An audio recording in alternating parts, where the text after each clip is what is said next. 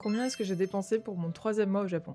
Yahoo, moi c'est Nana. Ça fait maintenant 3 mois que je vis à Tokyo en PVT et comme chaque début de mois, je vous fais un récap de combien est-ce que j'ai dépensé le mois d'avant. Au total pour le mois de mai, j'ai dépensé à peu près 289 580 yens, donc ça fait à peu près 1568 euros. Ça reste quand même beaucoup plus élevé que le budget que j'avais initialement prévu avant de partir en PVT, mais je suis quand même contente parce que j'ai quand même pas mal réussi à diminuer par rapport au mois d'avril où j'étais à peu près à 2000 euros de dépenses. Donc même si j'ai pas encore tout à fait atteint mon objectif, je suis quand même contente de voir que petit à petit ça commence à diminuer. Donc, par rapport à la répartition des dépenses, ma plus grosse dépense ça reste évidemment la partie logement, et ce mois-ci pour ce qui est logement, on est à peu près à 100 000 yens, soit 540 euros. Ensuite pour tout ce qui est alimentation, j'ai dépensé à peu près 47 000 yens, ce qui fait à peu près 255 euros. La partie alimentation, je compte toujours ce qui est courses, restaurants, snacks, café, etc. Pour les loisirs ce mois-ci, on est à 35 000 yens, soit à peu près 190 euros. Là-dedans, il y a notamment mon abonnement mensuel pour les cours de danse qui est un petit peu plus de 8 000 yens, il y a des sorties, des activités. Côté shopping, j'ai dépensé environ 33 000 yens, donc à peu près 180 euros. Pour les transports ce mois-ci, on est environ à 27 000 yens, soit 145 euros. Mais il faut que je nuance parce qu'il y a quand même pas mal de trajets qui étaient pour aller au travail, donc c'est des trajets qui sont remboursés. Après évidemment, il y a d'autres dépenses diverses et variées, d'abonnements, etc. Et ce qu'il faut prendre aussi en compte, c'est que sur toutes ces dépenses de ce mois-ci, je suis fait un voyage de 2 jours à Kamakura pendant la Golden Week, donc évidemment j'ai pas mal dépensé. Je pense que ça m'a coûté à peu près 40 000 yens entre l'hôtel, les transports, les restaurants, les activités, etc. Donc, honnêtement, malgré le voyage et quelques dépenses exceptionnelles, je trouve que je m'en suis pas si mal sorti que ça ce mois-ci. Et je trouve que c'est quand même assez encourageant parce que par rapport au mois dernier, j'ai quand même réussi à réduire de quasiment 400 euros, donc je pense que j'ai quand même une bonne marge de progression. Je sais pas si j'arriverai à faire mieux en juin, mais je pense que je peux quand même réussir à dépenser un petit peu moins. D'ailleurs là, j'ai pas mal travaillé pour des baïtos fin mai et début juin, et j'ai été payée en cash, donc pour la prochaine vidéo sur le budget du mois de juin, je sais pas si je pourrais vous donner exactement les postes de dépenses, parce que je pense que je vais faire beaucoup de dépenses du coup en cash, et du coup c'est un petit peu plus difficile pour moi de traquer les catégories de dépenses. En tout cas, comme d'habitude, si jamais vous avez des questions, que ce soit par rapport au budget, au PVT ou sur la vie au Japon en général, n'hésitez pas à laisser un commentaire, je lis absolument tout et j'essaie de répondre un maximum. Sur ce, souhaitez-moi bonne chance pour réussir à réduire mon budget, et je vous dis à bientôt.